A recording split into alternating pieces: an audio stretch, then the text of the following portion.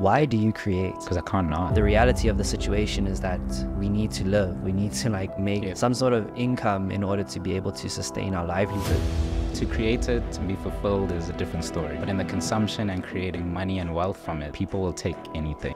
Your reputation is everything. And if you fail to deliver things, it takes a dent out of that reputation. So it's like important to show up consistently. You never know who's watching or what's going to come from that. Worked with the likes of MT, Nadia, Nakai. If you don't have the motivation, just about reframing, you know that the end result is worth it, but you just can't get yourself to do it. Photography, video, visual artistry. People want what will work. Whatever is coolest and best will be there. Rolim, Nasty C, Banana. Good people. A lot of the things that we appreciate wouldn't exist unless there were people that were curious. Yo, welcome back to the C.Cast. Last week, we mentioned that we wanted to give you guys an announcement, and we are super excited to share with you that we are going to do a giveaway at 1,000 subscribers. So, we mentioned that this is a community. You guys have invested a lot into the growth of this community. We literally have doubled subscribers in the last month or so, and we want to continue that momentum by giving back to you. So what we're going to do is, by the time we reach 1,000 subscribers, we're going to give away a laptop to someone in our community. So your mom's uncle, brother, sister, cousins, moms, aunties, whoever, we need you to tell them to subscribe to the YouTube channel. Let's get to 1,000 subscribers. And when we get there, we're going to give away a laptop to a member of our community. And hopefully that's going to help empower you to be able to achieve whatever it is that you're working on. And yeah, thank you for being a part of the journey. That is our announcement. And I don't want to take too much more of your time. So just a quick reminder to like, share, subscribe, and let's get into the next episode. We got GraphixGuy, aka Tebogo Laka. Like, dude, I feel like so honored to have you on this podcast because anyone that knows you would be pressed to find like just an image of what you look like online. I hear you. I kept that hidden, not intentionally, just self-consciously, I guess. Yeah, no, I'm so excited to like show the world the person behind GraphixGuy, because anyone who would have come across your work would know that you are an impeccable artist. Thank you. You've got experience working for 14 years. Like, at this point, it's like, now? I think last year was like 15. 15. So this year is 16 years. Yeah, once we complete the year. That's insane. Hey? That's more than half my life. So literally. Which is pretty cool. Welcome to the podcast. Thank you. I'm honored to be here. I'm glad we can make it work. I'm glad, I'm happy. Yeah, same here, bro. Same here.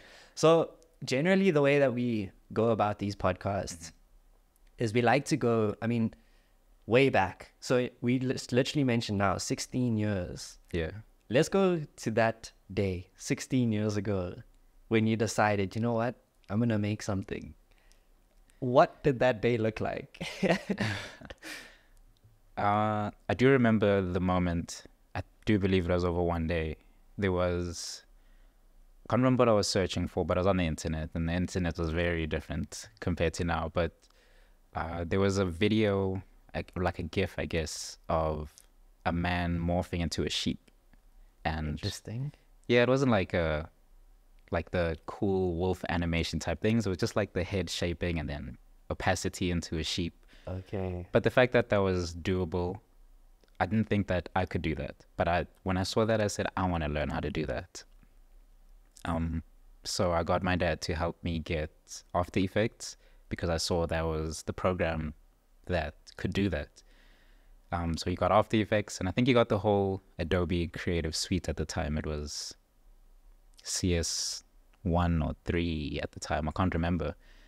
And yeah, from that moment on, from the moment I got the programs, literally from that day on, I don't think I stopped trying every day to just do a little bit more and more. But yeah, it was a turbulent time to start. I started on After Effects. Bro, it was impossible. Straight into the deep end, eh? Trying to learn it initially, like the program wasn't like anything I've ever used before, and so it was like a dead end from just opening the program. Like, what do I do now? So I did start on Photoshop for a few days, and I realized that I want to do video. And so I jumped to video. I jumped back. I'm like, you know what, whatever it takes, I'll figure it out. And I think that just started the drive to keep trying to understand and just learn. Where do you think that curiosity comes from? Of wanting to create? Or wanting, I wouldn't even say create. I think from what I'm hearing is that you wanted to learn. Like you saw something, Yeah. you were interested in that thing, and then there was a why or how question that came after that. And then after that came action to painstakingly figure out. Like it's not easy to learn how to do those things. Yeah. But you were like, you did it. So what pushed you to do that? At the time, this is me applying a feeling that I think I felt at the time. But I guess I was just curious about, just in general at the time, about the world and the makings of things, how things worked. When it came to learning the programs though and figuring stuff out, not knowing was the biggest hurdle, and it wasn't a hurdle to learn. Like to learn was what is going to get me over the hardest part. And that's how I took it. I think it's, when I saw something, to learn it wasn't that hard to do. It was like, okay, here's a tutorial set of 10 videos, each is an hour. That's exciting because at the end of this, I will know how to do these things. And I think that's what the drive to want to know wasn't from it being difficult. So it's like from what I see from a lot of people, it's not done because it's tough. And for me, it wasn't like that. My motivation came from it being so tough, but still figure outable. Dude, so we've had a lot of guests come on, and there's various common themes that come up. And one of them is that thing of curiosity. And the reason why I asked you is because you're a very deep thinker. And anyone that follows your work that actually takes the time to read through the captions that you put with your work will know that. And anyone that's had a conversation will know that, or a conversation with you would also know that too. And I think you've unlocked something for me. Oh, yeah? Yeah, because I've always wondered, like, where does that curiosity come from? Like, what is that thing that, like, drives you and pushes you to actually, like, take that action and do that thing and learn it and figure it out? Because I think it's important that we do think about that, because if we didn't have that, our world would look very different. Yeah. I think a lot of the things that we appreciate today wouldn't exist unless there were people that were curious. And I think it's important that we find ways to instill that in others. So that's why I always ask that question, is because if we can understand where it comes from, then we can start to figure out a way to instill it in others. But there's this whole like debate of like, is it one of those things that you're kind of just born with, or is it something that you like kind of teach people? But I think the thing that I think you've unlocked for me is like, what I'm hearing from what you're saying is that you kind of, but you get something out of the energy that you put in. Yeah. To learning that. I think oftentimes a motivation of doing things, if you don't have the motivation and it's something you need to do, it's just about reframing what that thing is. It's like, this thing that I'm doing now is tough, and you know that the end result is worth it, but you just can't get yourself to do it.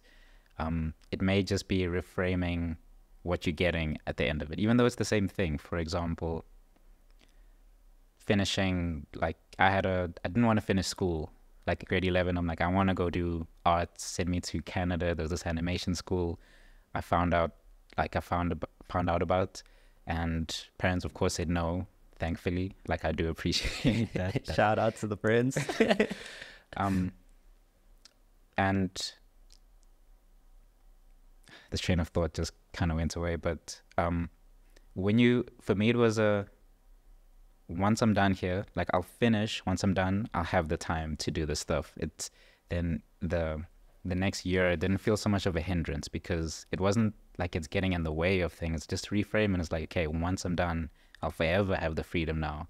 Instead of seeing this short-term blockage of what it is, it's in the long run, if I just keep doing this thing or whatever it is. And Dude, that's so interesting to me, is that thing of how you can think long term. A lot of people You got can't it. say. I think it didn't, of course, start that way. All in the as you keep growing, like there's a path of photography to videography for a lot of people, and photo to video, the time is different. Like the time you take the photo, like you'll take it, you can go edit it, you may be done that day, but sometimes video is a bit more. And if you don't have that, okay, I need to edit this, I'm gonna have to give it 2 days or whatever, you'll I don't know, I don't want to say suffer, but it'll be tough to finish. And as I kept growing in photo to video to animation, I had to understand that this thing, I may start it now, but it's going to take me a month to finish. And that understanding of some things do take time. And you can't just limit it to whatever time frame, arbitrary time frame that you had before. Like, if I'm going to learn this thing in animation, I might be done in 3 years, but I will have done it and I will be able to do it. And yeah, I don't know where that came from, but I think it was the slow building up of, okay, this thing might take a little bit longer, but at the end, it's going to be that much cooler. And that just made me think more long term and adjust to living more long term. Interesting.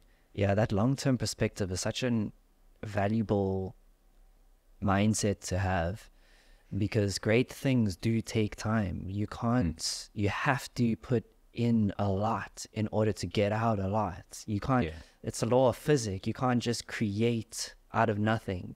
You have to create from something. A lot of the time it's time and energy that you invest in things. I wonder do you think that was something that you learned from someone, or? No, it came from, there was a time I was working on my laptop while I was still learning. So there was a lot of learning I was doing that I couldn't necessarily apply because I didn't have the power, like the computer power to do so. And I remember one time there was something that I'd always calculate like how long something would take to render based off of the number of frames and how long each frame takes. So I'd be like, okay, it's overnight, I can do it now, it'll finish rendering by the time I wake up, so I can do it overnight. And there was a time where one thing that I was making was going to take 24 hours to render. And there was a decision like, okay, I'm going to let it do it for 24 hours. And I think from then on, something snapped basically, that I'm like, you know what, like I've done a render that took 2 weeks of straight rendering just to render. So I think it was just the slow build up over time. I don't think it was anything besides doing the work and realizing it's going to take longer. And yeah, it just taking longer relatively slowly because I do it often eased me into it more than just like a quick shift. I don't think quick shifts to lifestyle changes work. Yeah, I agree. Just to anyone who's watching this, I feel like I just need to explain what rendering is, because we're technical guys. We understand these things. But rendering, basically, if you're going to create like a 3D artwork, or if you're going to create a graphic, there's going to be a period of time that the computer needs to process all of those pixels to make sure that it comes out looking nice and clean and pristine. And it takes a lot of processing on the computer side to do that. So when you create these things, we call that rendering time, the time that the computer is spending to calculate all those numbers and where the pixels should go and that kind of thing. But I think something that's very interesting about what you're saying is how that requirement for you to have to invest a bunch of time in order to get a specific output really changed the way that you view time and how you value it. Yeah. Is that correct? Yeah. I think that's so important, because I think most of us, we kind of function on autopilot most of our lives. We kind of, you go from school where you have our concept of time as grades, where you grade 1, 2, 3, and then you kind of just work through those. And then once you finished matric, then some people go study, some people go straight into work, but you have like a sense of time. Yeah. And then once you leave that educational environment, the sense of time just kind of goes out of the window. You have no steps that you reach or that are like kind of given to you as a framework to navigate. You kind of just have to figure that out for yourself. And I think most people don't think about that. I think most people kind of just go with life and just live it. Which is fair, like, which is great too, I think. I don't think, like, if I had to, I don't calculate every moment of life, although there was times where every day was accounted for computer-wise or work-wise. But I think it's fair to not count the minutes of every day, like have moments where just time's passing, to be free enough to do that. Yeah. So yeah, I think a lot of what I'm going to say, there's always going to be like a double edge to it. Yeah, but that's the balance of finding your balance in the sacrifices and the stuff that you got to put time into or not. Yeah, it's the duality of life. You can't have good without bad. You need the bad to understand the good, and you need the good to make purpose or like to find reason in the bad. So there's always that constant duality. But yeah, no, it's a very interesting conversation. So you went from learning After Effects, getting a sense of that.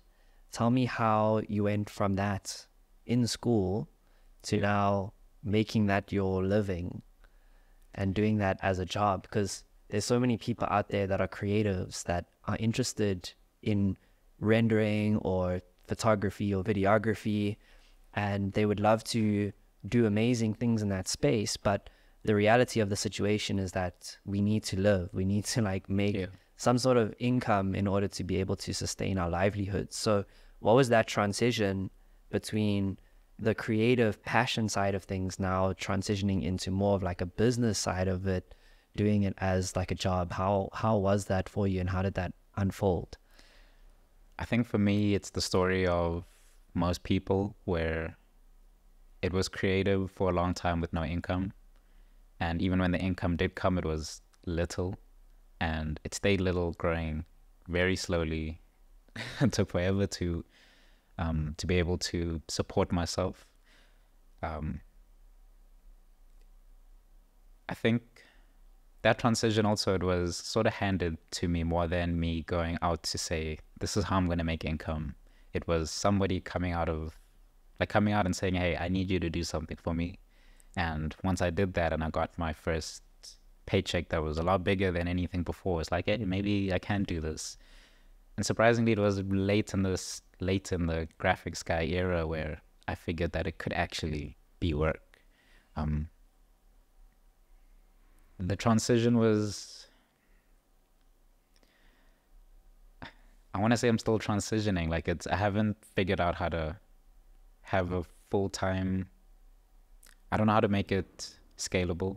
I don't know how to make it such that I can support my future plans and goals yet. It's a process of figuring it out that never kind of ends.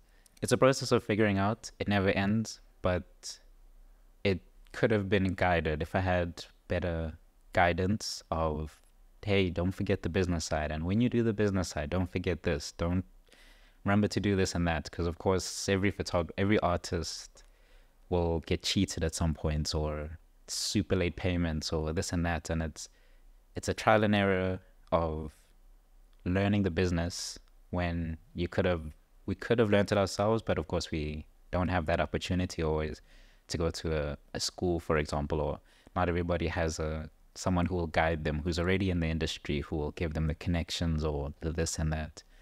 So it's a lot of trial and error, a lot of time wasted, I want to say, trying to make it a business. And was it wasted though? In hindsight, no. In hindsight, no. Nothing is ever really wasted in hindsight. But like if I had to go back, like I had taught myself just about everything I know. Well, by taught myself, I haven't had formal education in the creative space. And there were moments I was like, I wish I just went to go study this, because it didn't need to take a year to learn this. Like me figuring out on my own helped give me a sense of style of the thing I'm doing, unrestricted by some rules that maybe somebody else might have given me. But in the end of it, I feel like I could have learned it still and then done that.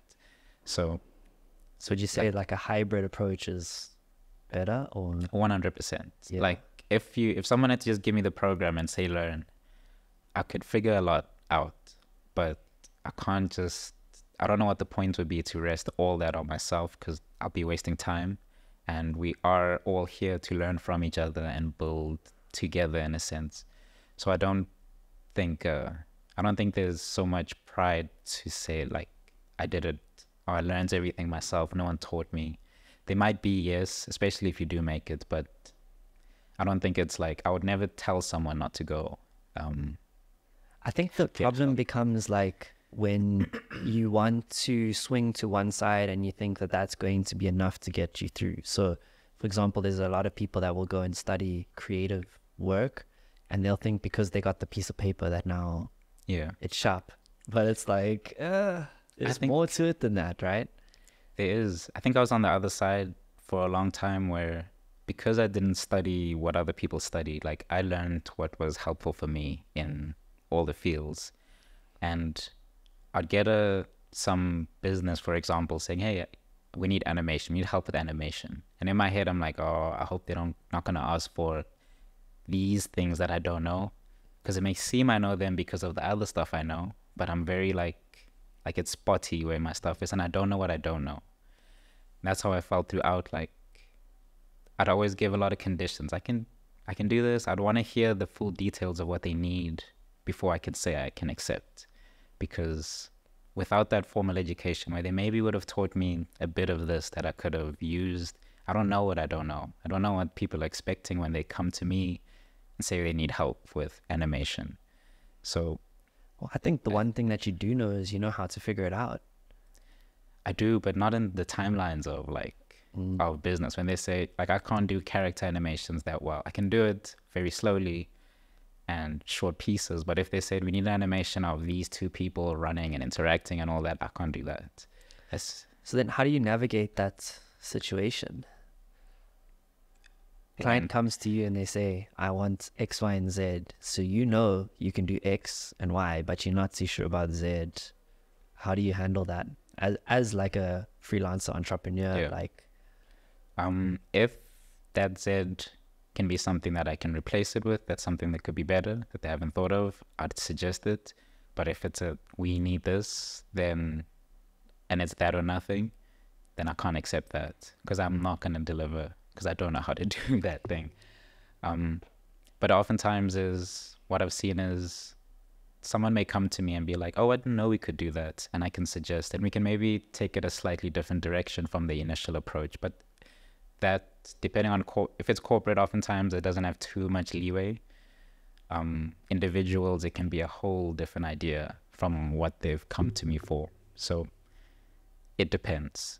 I've found ways to get the right information out of people so that our expectations are at the same place, to know my limit. I want them to know what they can expect, the limitations, the time, and all that, so that we can have a good understanding. I think that's, you just got, I can't, it's not in me to just say I'll do it and I'll learn, especially if the due date is like 2 weeks away. And I know it's going to take a week to do it. It means I have a week to learn. It's just like unnecessary pressure.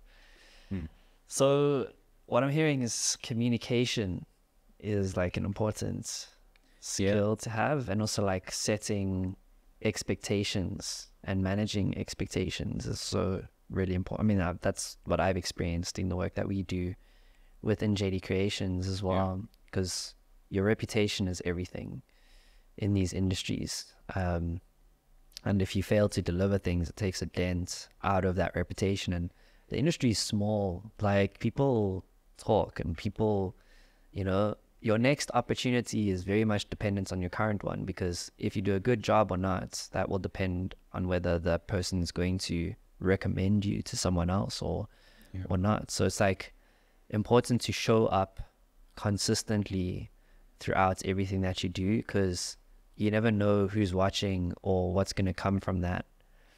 Do you have any like story that you can experience? Because from what I'm hearing is a lot of the learning that you had was through trial and error. So how did you learn that communication thing? Was there like a specific project or something that happened that taught you that, or? I guess over time, when I was doing the photography, when I started photographing people, this was after matric when I, when I started the photography side, I'd explain that the way I did photo shoots was a bit different, I think, to a lot of other people. We talked about it a lot beforehand. I'd say, these are my ideas, this is my inspiration, I want to go for something with this kind of lighting and this and that. And I'd say, we're going to take however many photos, but in the end, there may be like 2 or 3, and I might take 2 months for this, and then 6 months later, I'll do the next, and so on. It came from fully explaining that I'm not going to just take the photo, quickly edit overnight, and give it to you tomorrow. Because early on, it was like a few days would go by, and it'll be like, hey, where are my photos? And these, by the way, weren't paid shoots. These were these were my creative exploration shoots.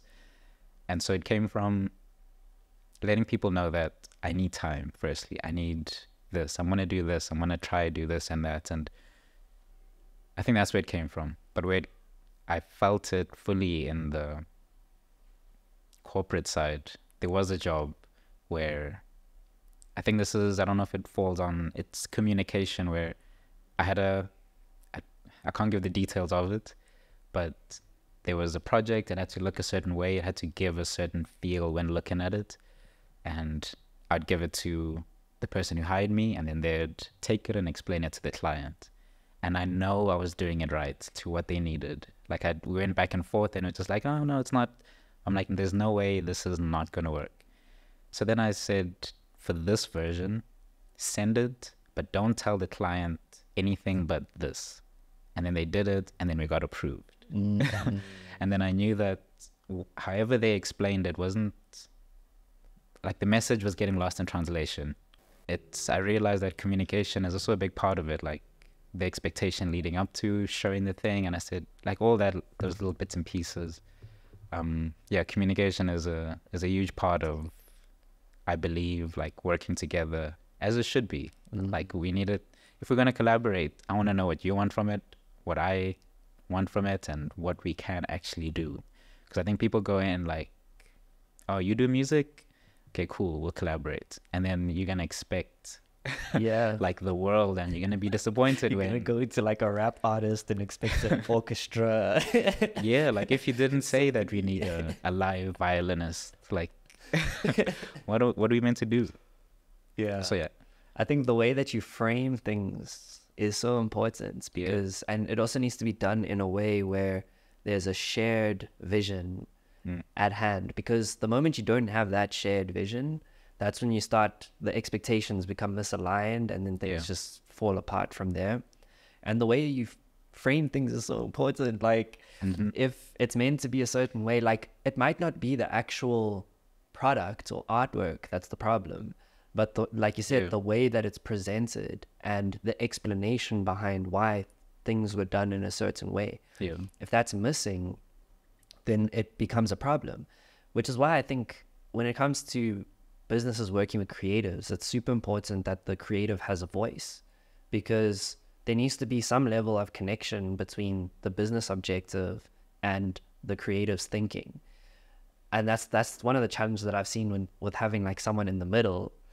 Like, because then if someone's in the middle taking what you've done and presenting it, that you don't have a voice in that situation, that becomes an issue, not just for you, but also for the client and the person in the middle, because no one's happy then. So finding that shared ground, I think, is super important. And I think the reason why I'm asking you these things is, like, you mentioned that you didn't have someone who kind of taught you these things, and that's why we do these podcasts, is because there's someone out there who's in a similar position to, GraphixGuy 16 years ago, who might see a head turning into a sheep or something like that, and now wants to do this thing and can benefit so much from this. So would you say that there's been any other kind of like fundamental lessons that you've learned, or maybe some fundamental failures that you had to experience in order to get to the point where you now are trusted by people like the Nadia Nakais and the Nasty C's of the world? Like, I'm not too sure. I'd say, I want to say, and I'm maybe wrong, but like a way that when I was learning, when I was doing tutorials, this was, especially when I started, before YouTube was a thing, it was often like written tutorials and like blog stuff. One thing that I never wanted to do was use the examples they did to do what they did. And so they'd teach the tutorial, say this is how you do this, and I'd watch it without doing it and then try to do it in my own way, in my own things. And I think that was a fundamental lesson, that was like, you gotta just do your own thing. Like, don't, in no way, like I do take inspiration from art that's been created, but I try not to copy it at all.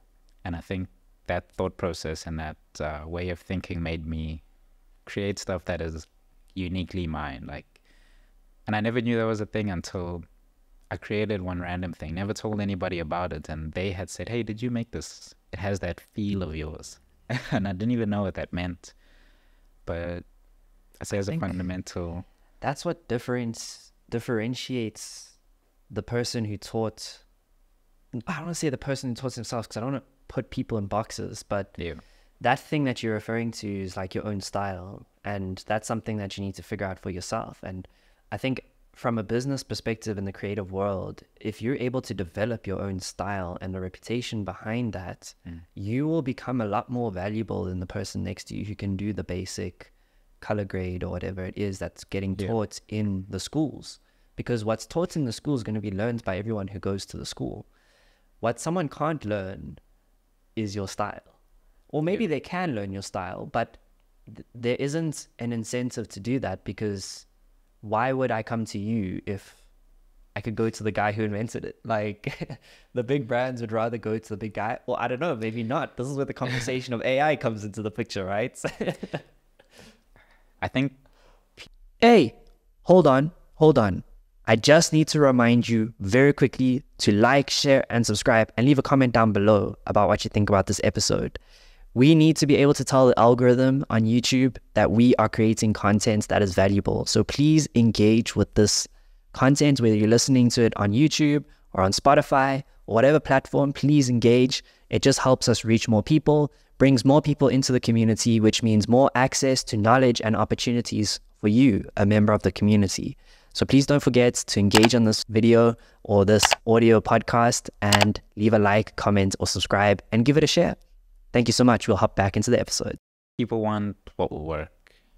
And I think it was a podcast, like, people aren't sentimental necessarily about the person who created it. Like the laptop, for example, you'll get it regardless of if that person was passionate who put the keyboard together.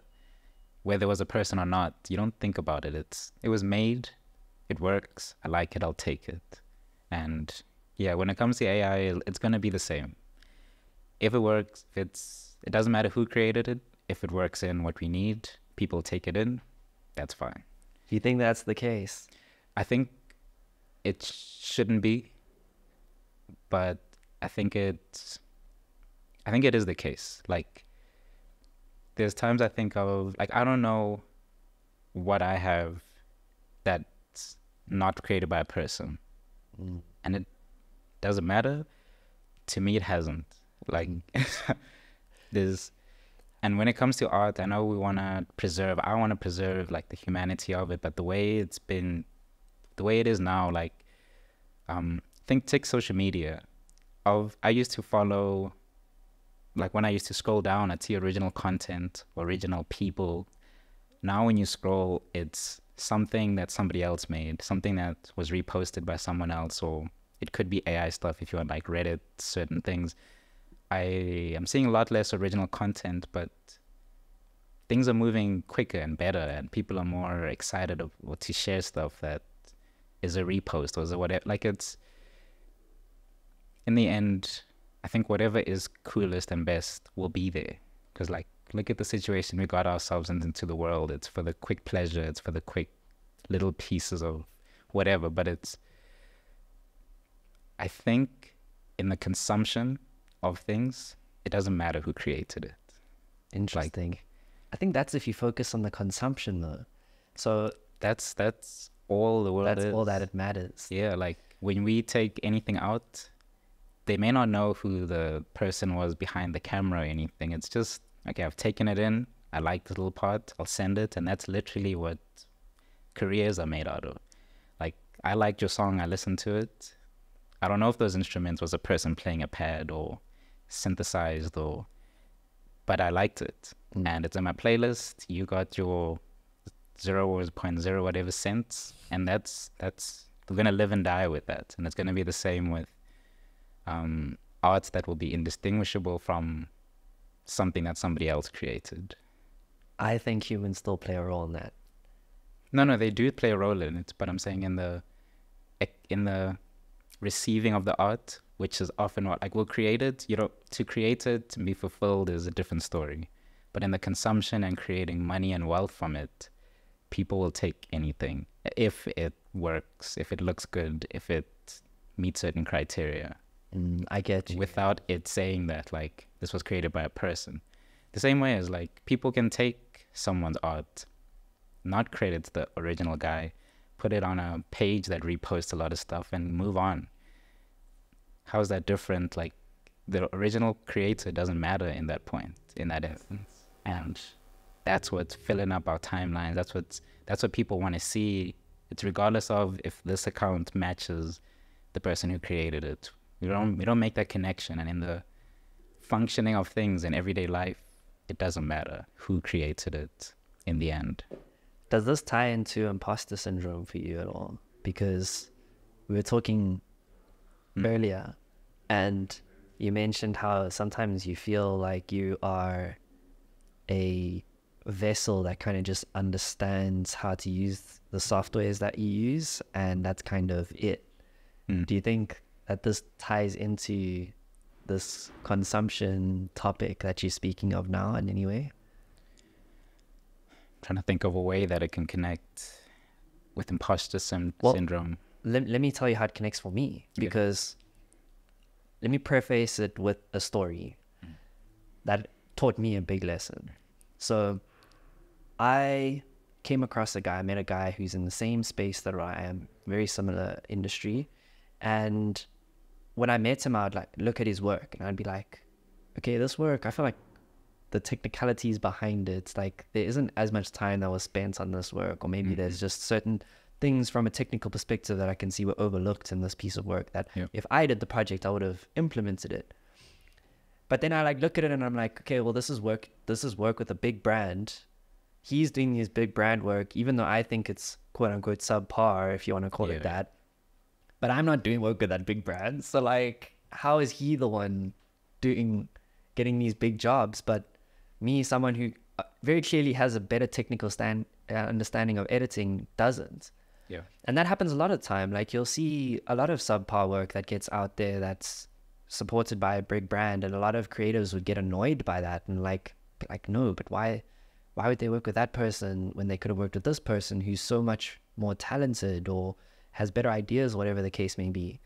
And like for me, I was like, you know what, there's two ways you can approach this. You can like sit and be upset about it and annoyed, but like, what is that going to do for you? It's going to do nothing.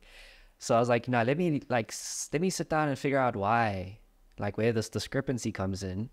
So I spent some time thinking about it, and what I did is I went to him and I said, bro, when you shoot these things, I want to come and help you. Yeah. I want to be there and see how you do these things. And over time, I did a few jobs, and then I realized, flip, it's not about the final product in this situation. What it's about is what the experience of shooting with him was like. Yeah. And that's not something that AI can do. AI gives you a set experience. You go and you type in a prompt and you click the button, and that's the experience. Whereas with the work that you do, there's a whole process that has to happen before that, where you sit and understand what the person's trying to do. You sit and you have your ideas of what you're trying to do, and you find a way to marry that together. I think that can't be replaced by AI. Here's for that piece there, because I've been doing a lot of these programs from like way back, I've seen them update, and I've seen them in the ways that they update. One example I like to give that was a big shock to me was there's a program called Houdini that's mostly for like simulation visual effects stuff. And at the time that I was learning it, to simulate breaking wood was, because wood splinters and has little certain shaped pieces and all that, it wasn't the same as taking like a rock and simulating a rock. So it had a different procedure. It had all these little steps, like a lot. Like if you had to look at it, it's overwhelming. And I had learned it, and I barely implemented it before the next version of Houdini. I think it was the next version where it was like a simple click, like this thing is wood. It took away that whole process of making it, where it's like, it felt like I was doing it with my bare hands, and now it's just a computer program doing it. And these updates over time have come that make things easier, that gives people more access. It's not taking away from it. It's just making it more accessible and easier. If a brand had to come, let's say it's shoot a couple of years into the future, a brand is like, we want this cool advert or this cool still, and you have your laptop in front of you and you type your things, and they're like, oh, no, we don't like it like this. You're like, oh, try this, and you adjust it right in front of their eyes. I think that feeling of this is exactly what we want is going to be amazing. It's not going to be time of the day, it's taken of the day. It's just going to be the new normal, the new amazing. And that's just what it's going to be. Because we're holding on to right now, but take it 10 years back, it wasn't like right now. Lots of processes are automated, lots of things are automated, and we're just going further into automation, basically. And why do you create? Why do I create? Because I can't not. You can't not. I can't not. Like, I think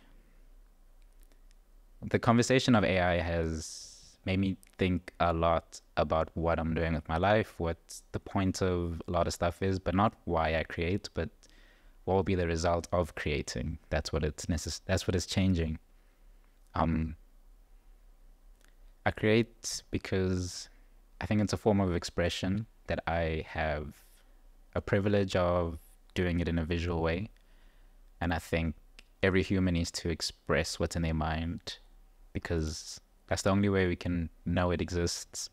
And yeah, I think by the time I leave this earth, I want people to know exactly who I was throughout and in the creation process. I think that's the way I'd want to do it. That's the way I feel I'm doing it best. It just happened to fit into this model of making money in this world we live in now. But if I could disconnect it, I would. Do you feel like your relationship with creating changed once you started needing it for your livelihood? I think a big downfall in where I am today is that I wouldn't let it change too much. And so I've lost a lot of opportunities for money and to make it a business, because I'm not going to take away the things that I love about creating. I think I'm close to finding a way to making a living off of creating the way that will fulfill me the most. But yeah. What is that way? I've been thinking about it lately, and I have like an analogy, sort of an analogy. When you think of a music artist, that person, let's just say I'm born, my brother's a music artist, we're just people, and as we grow, he goes to music, I pick up the camera. There's an automatic association with him being an artist who's going to create whatever he wants to create and send it out into the world, and people will come if they like it. Whereas me, I need to go create for people, not for myself, just because I have a camera and not a microphone or an instrument. I think a lot of creators are, especially in like the visual spaces, are locked into creating for other people. Whereas I believe myself, I have that music thing where I don't want to create for other people necessarily. I don't want them to be like, here's my idea, you create it for me.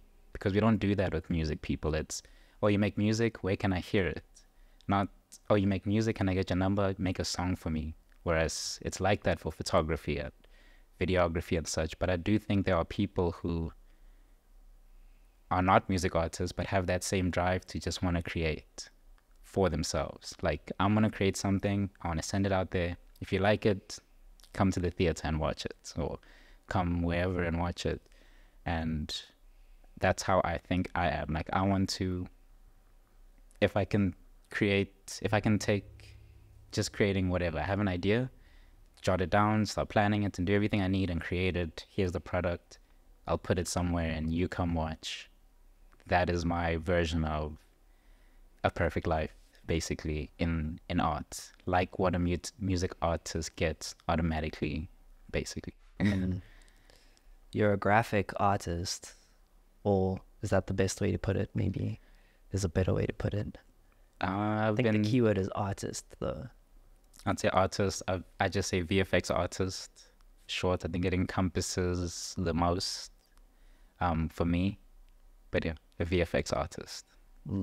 Yeah, I've had that same sort of dichotomy in my experience, because I started out creating fashion films because I enjoyed doing that, and then transformed into a business where, like you mentioned now, you kind of take that skill and ability that you have and you kind of sell it in a way to people in order to grow a business around it and maintain your livelihood and do other things that you want to do in life, right? Because a lot of the things that we want to do, unfortunately, require money. So money is a tool to do that, and sometimes you can just sell your skills and abilities and be exchanged in the form of money.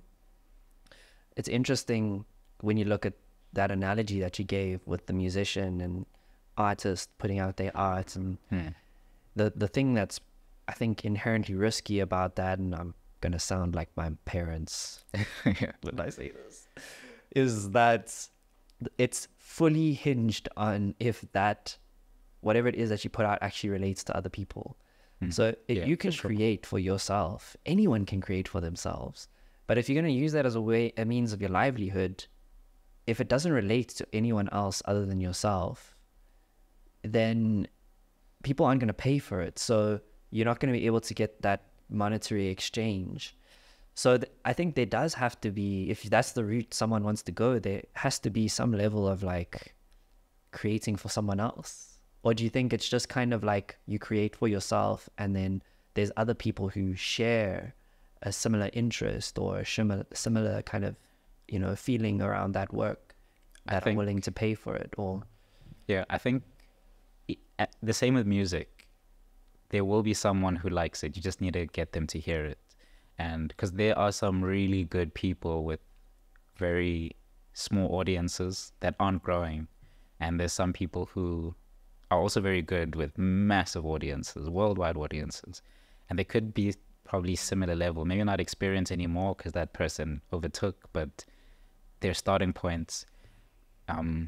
So I think marketing is a big part of a person and themselves in taking their art out there. A philosophy that I've kind of adopted that I'm taking into this business now is oftentimes it's not about converting someone to liking your thing. It's just about finding the people who will. And in a room of 1,000 people, anything that you create, you might get someone interested. So if you're going to get 1 per 1,000, show it to 100,000 people and get your audience. Like, it may be niche and it'll be a slower growth, but I think the way humanity is and set up is there's going to be people who will like somebody's thing, like whatever it is. And I think it's just what we suffer with is getting it out there. The same as music artists, because of course we have a lot of successful, but there's a lot that who aren't successful, I think purely just for the marketing of themselves, not skill, not drive or ambition. It's just marketing. There's an important conversation in that around distribution channels, which nowadays is social media. And I'm looking at the old days of social media, and you and I at that point, we were kind of in similar spaces where we were kind of just creating for the passion of creating. Like, I think that's how we came across each other and how we found ourselves in like similar networks. And back then, social media was quite different in the sense where your work would reach, like it had the potential to reach whoever. It didn't really matter what it was, just as long as people resonated with it, it would reach more people. But then what happened is the algorithms changed, and this is when I stopped posting my own stuff. If you go on my Instagram feed and you scroll down, you'll see there was a point in time where I just stopped like putting out stuff that I liked making. And the reason why I did that was because it wouldn't get distributed in the same way as before.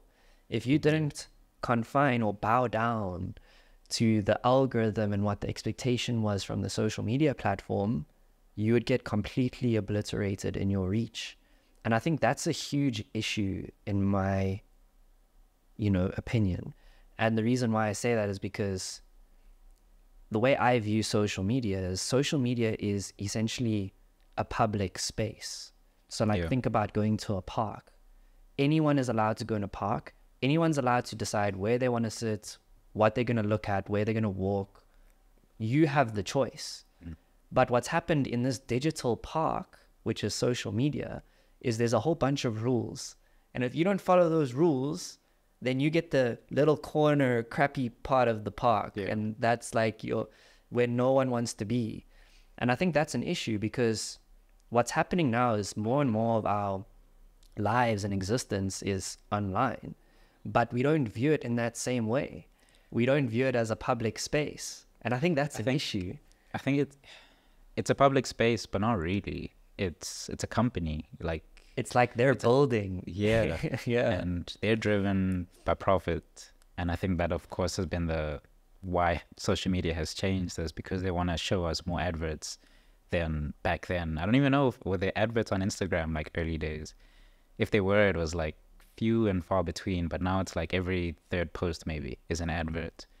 These aren't our spaces. We don't have that control of, like, an example. I've been on social media in a sense since like MySpace. I was a kid and I had my own MySpace. Moved to You are old, my bro. It's not about old. It's like I was young and I was on it. And I had like, I think some like my cousins as friends. I don't know if I had strangers, but it wasn't that many. Then we moved to Facebook, and then a little bit of time in Facebook as I was creating stuff. I was even getting a following then from people that I didn't know, like with the pages.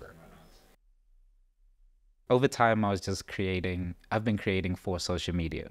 So I'd create, and the only space it'll go up is social media. Started doing the same when Instagram came about, and it had its dimensions. So for example, landscape and video and photo, whatever. And then they'll change. They'll have an update where they're like, you know what, we're now allowing this kind of photo. Like, I think there was like more vertical photo at a time. Yeah. And then it opened up. I want to say opened up, but at the time it changed and opened up. When they introduced vertical video, and with the caveat of focusing less on like photos and stuff, that changed for a lot of people. It's like we can't be photographers any longer. We can't just show pictures any longer. We have to change because of whatever. I don't know if the algorithm is some guy who programmed it, or is it AI, or I don't know exactly. I think it's AI here. I don't think they understand what the algorithm is doing. But whatever it is, it's not in our control. And then when this TikTok like feed came into all social medias, I had to start taking videos instead of horizontal. It's better if I make vertical videos, which is going further away from my dream of movie making. But we have to adapt because it made me realize it's not a public space. It's the person at the top who decides can suddenly say, you know what? I don't want to do this anymore. We're going to do this now with this app. And if you build your whole life off of that, and now you can no longer reach people, that's huge. These spaces are, it seems, for me for a long time, it seemed like social media was the internet.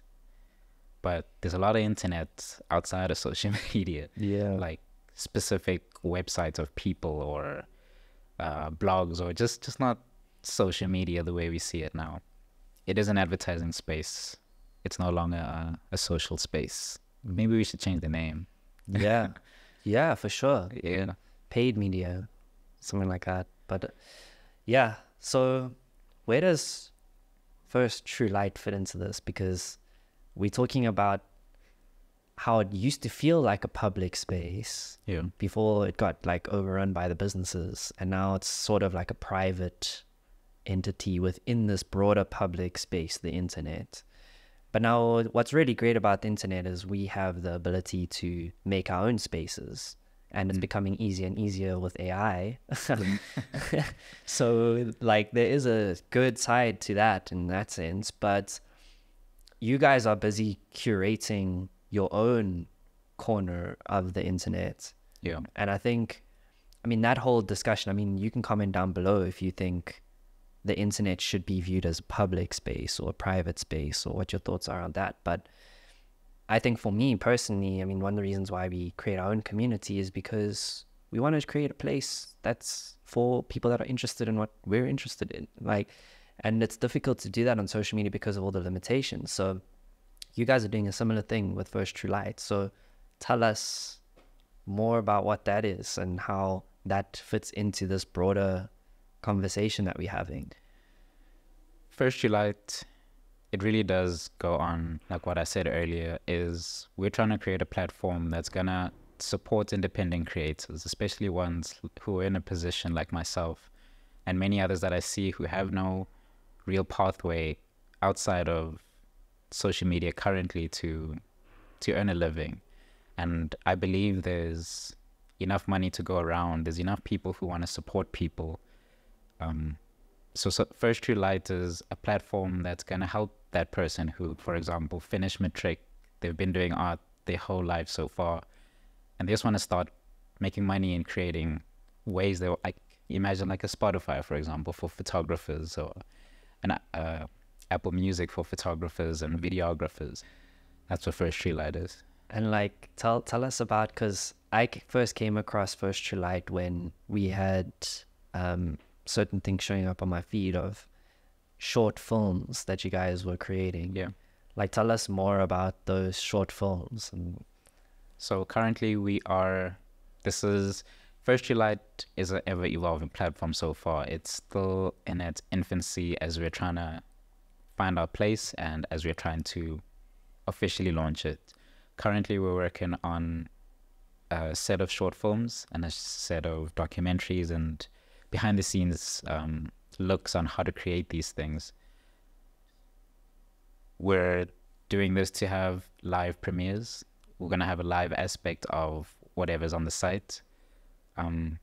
What is the full question? Sorry. No, so tell me, actually, like while you're speaking, actually another question popped up in my mind. Like, how did the idea come about? Was it around this kind of conversation that we're having now, or to create First True Light? Yes, yeah. The first things I ever said that eventually led to First True Light was we need a way for people to come to us instead of like for the customers to come to us. We don't need a middleman anymore. We can create stuff and people come directly to us. That's where the initial inspiration for First True Light came from. There's a lot of little pieces in even the naming of it and such, where a lot of the philosophies come from a lot of the ways I think I try to live life, of giving information, for example. It's also going to be a learning channel where you can see a short film that we created with our limited equipment and knowledge, and we show people how we did it with no holds barred. Like, this is our setup, this is what we did, this is how we planned it, this is all that. It's a learning channel. It's a place for people to view independent content that's not going to be restricted by an ever-changing algorithm. What we feel is free and fair will forever be that in terms of how you express yourself. Do you think people will break out of the algorithm? Like the way social media is? Yes, like we were talking about how you were saying earlier, people don't care how the content is created or whatever. They just care about how it makes them feel. I think with the algorithm as well, it's like a lot of people just might not care like the impact that it has on creators. And like, do you think people will move away from that, or? I think it depends on, it's hard to say. There's times I often think, this is very far future, but when I think in a random number, like to use this 5,000, in the year 5,000, are people going to be updating their WhatsApp stories? Are people going to be like taking pictures of things to show other people? Probably not. So if the timeline is within our lifetime, I'm not too sure where we'll be. I think there may be another social media that pops up. I thought we were at the end with before TikTok. I thought, oh no, this is everything that we need, and then TikTok came about. So maybe we get another one that changes the way we do things.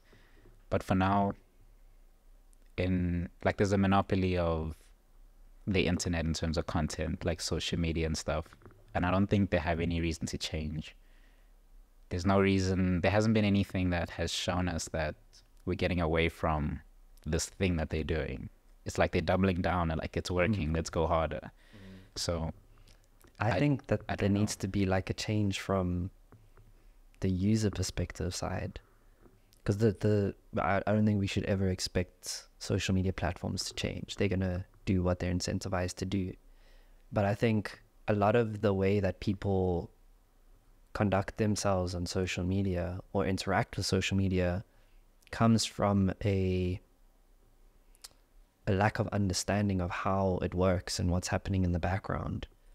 So like, for example, with these algorithms, I'm telling you now, bro, people in social media companies, they don't know what the AI is, how it's suggesting. It's a black box for them.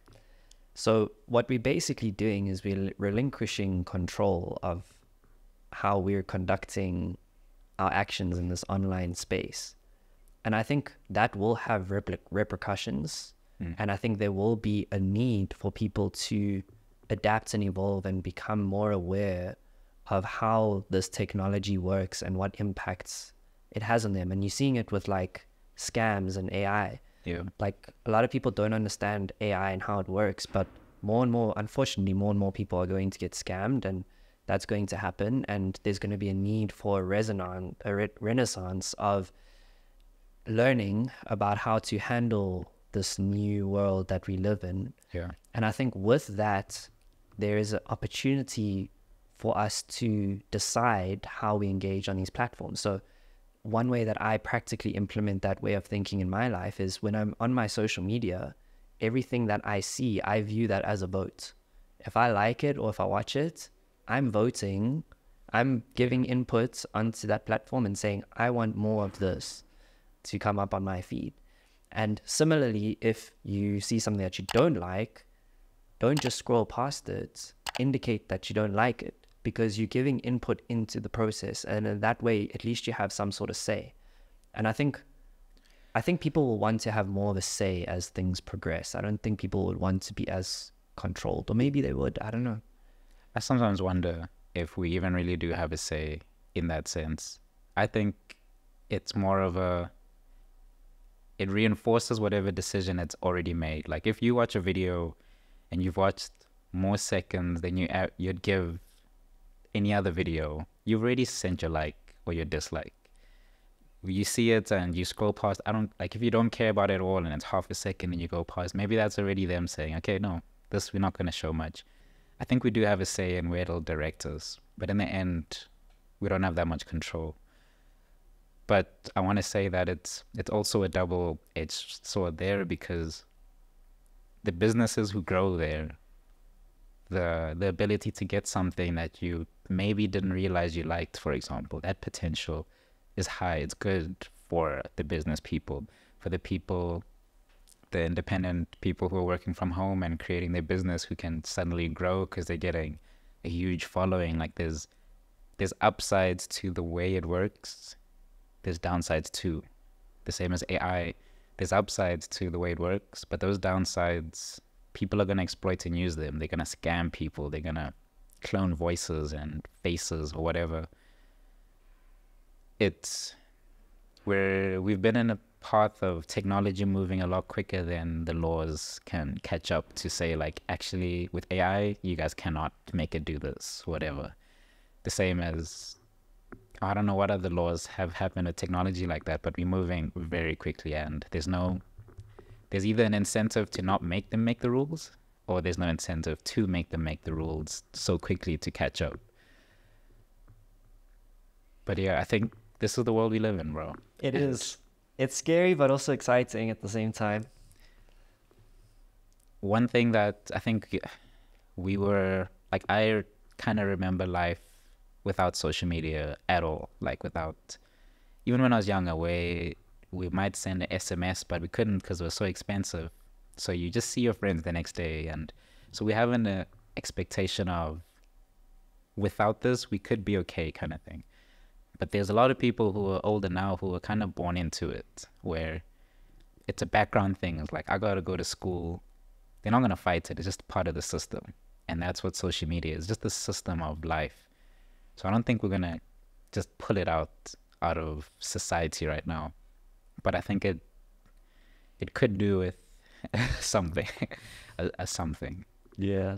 But I think for art and artists, I want to say for like music artists, I've heard like it's very good in getting music out there, especially TikTok. But for visual artists, it's a lot trickier, and for some, very, very detrimental in just the way social media is. Take AI out of the picture. Yeah, like a lot of people, like the same thing you felt of people not seeing your work anymore. I feel it the same. I have a certain number of followers on Instagram, but I know of those people, maybe 5% will ever see my work right now.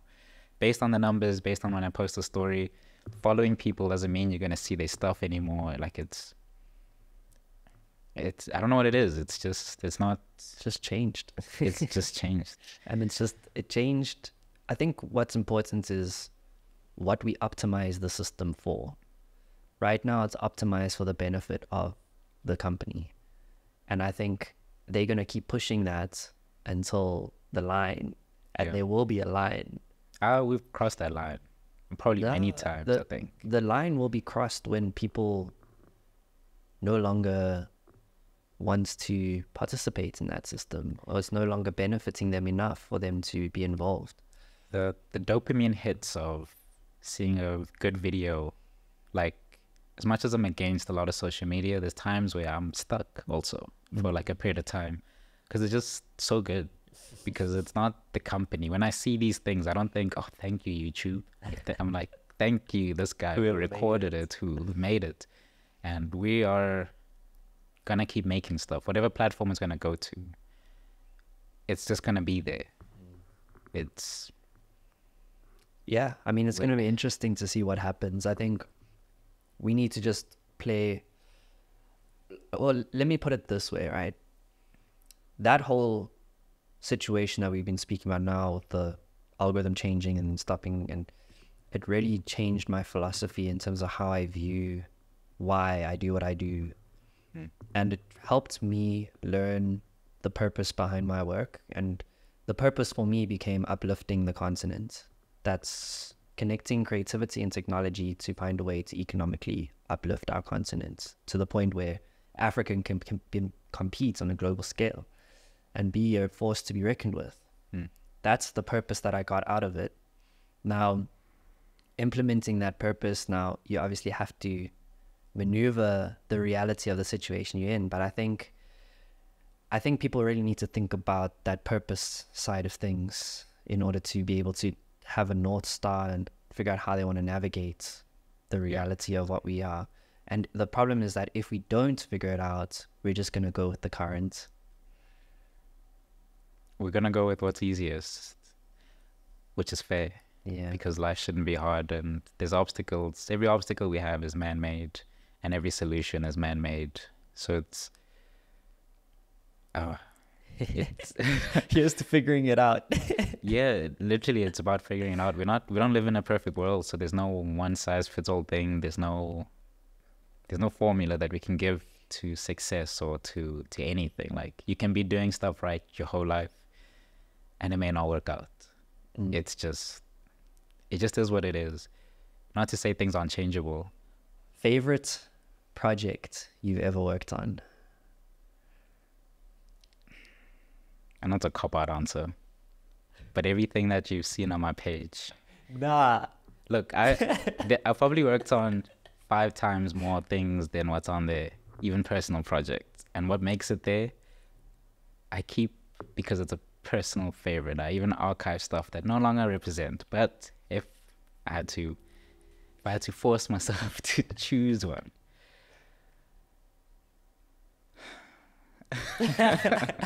Why do you look so stressed? Because I really don't have like a favorite like that. Like, they all are. Okay. Like, literally. First one that came to mind when I say favorite. The one, that anxiety one, that I use the song Anxiety by Zuchi. It's my friend Alan, who has like liquid coming out bottom half and like a little robot there. Yeah. That one came to mind initially. Shout out to Alan. If you could collaborate with any artist, Music artist. any type of artist in the world, who would it be?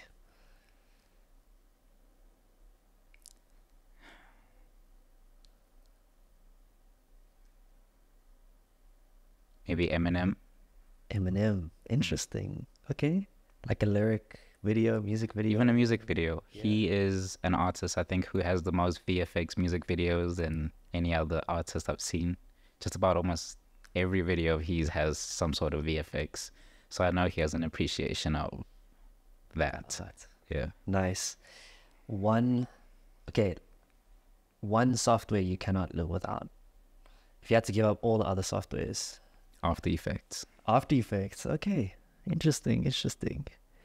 And then last question.